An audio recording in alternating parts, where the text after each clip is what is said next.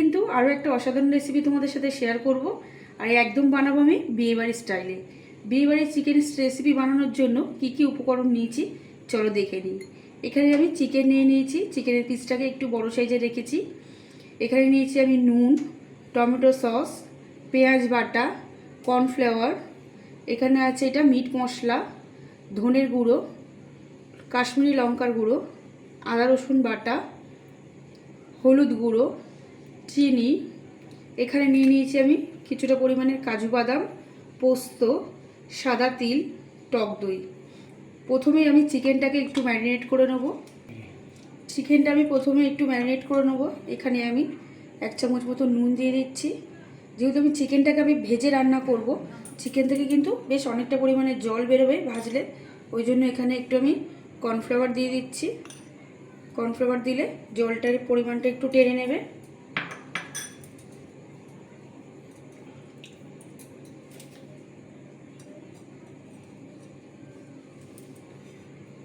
Half চামচ মতন আদা রসুন বাটা দিয়ে ভালো করে এটাকে একসাথে মেখে নেব।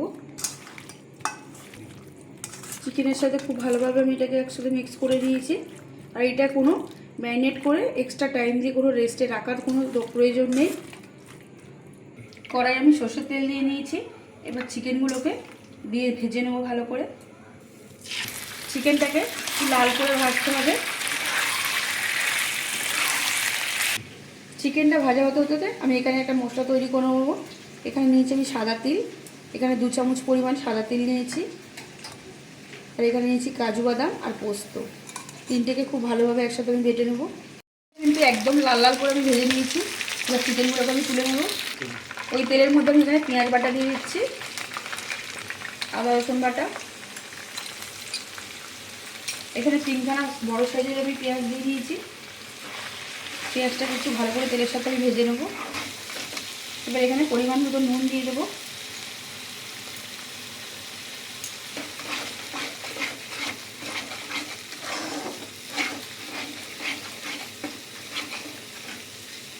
টক দই,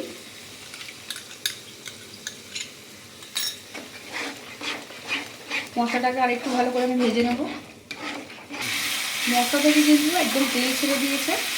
এবার আমি এখানে ধনে গুঁড়ো দিয়ে দিচ্ছি, পরিমাণ মতো হলুদ গুঁড়ো,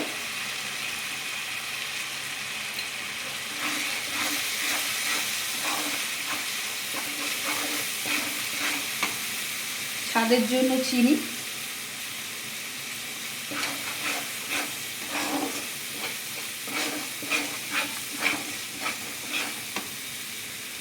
এবার এখানে কাজু বাদাম পোস্ত আর তিলটা দিয়ে দিলাম।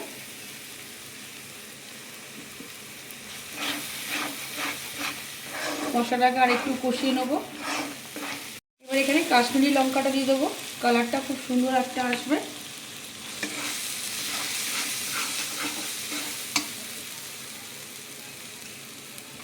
টমেটো সস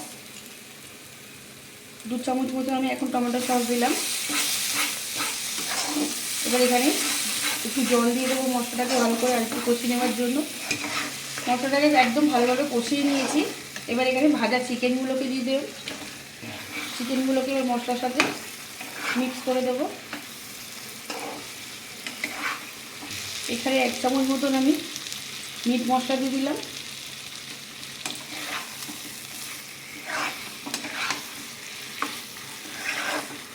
একটু কষিয়ে নেবো এখানটায়। মশলা দিয়ে খুব ভালোভাবে চিকেনটাকে কষানো হয়ে গেছে। এবার এখানে পরিমাণ মতন গরম জল দিয়ে দেবো। খুব বেশি জল দিতে লাগবে না, যেহেতু চিকেনটা ভাজা রয়েছে এখানটায়। আর বেশ খানিকক্ষণ ধরে কষিয়ে নিয়েছি চিকেনটাকে। চিকেনের মধ্যে আমি জল দিয়ে নিয়েছি। চিকেনটাকে ভালো করে আমি সিদ্ধ হতে দেবো। সুন্দর কিন্তু একটা চিকেনের কালার এসছে আর একদম সিদ্ধ হয়ে গেছে চিকেনগুলোকে। আমি এবার চিকেনটাকে নামিয়ে নেব।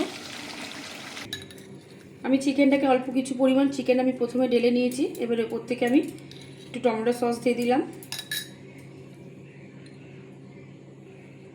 মিট মশলা,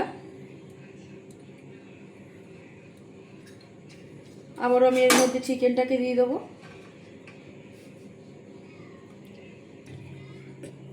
ওপর থেকে আরেকটু মিট মশলা দিয়ে দিচ্ছি। দারুণ কিন্তু একটা রেসিপি তোমাদের সাথে শেয়ার করলাম, বিয়েবাড়ি স্টাইল চিকেন কষা রেসিপি। তোমরা এই রেসিপিটা এরমভাবে বাড়িতে তৈরি করবে, তোমাদের কিন্তু খুবই ভালো লাগবে। আর যদি ভালো লেগে থাকে তাহলে প্লিজ একটা লাইক কমেন্ট শেয়ার। আর যে সকল বন্ধুরা এখনও পর্যন্ত আমার চ্যানেলটাকে সাবস্ক্রাইব করোনি, প্লিজ তাদের কাছে অনুরোধ রইল আমার চ্যানেলটাকে সাবস্ক্রাইব করে আমার পাশে থাকার জন্য।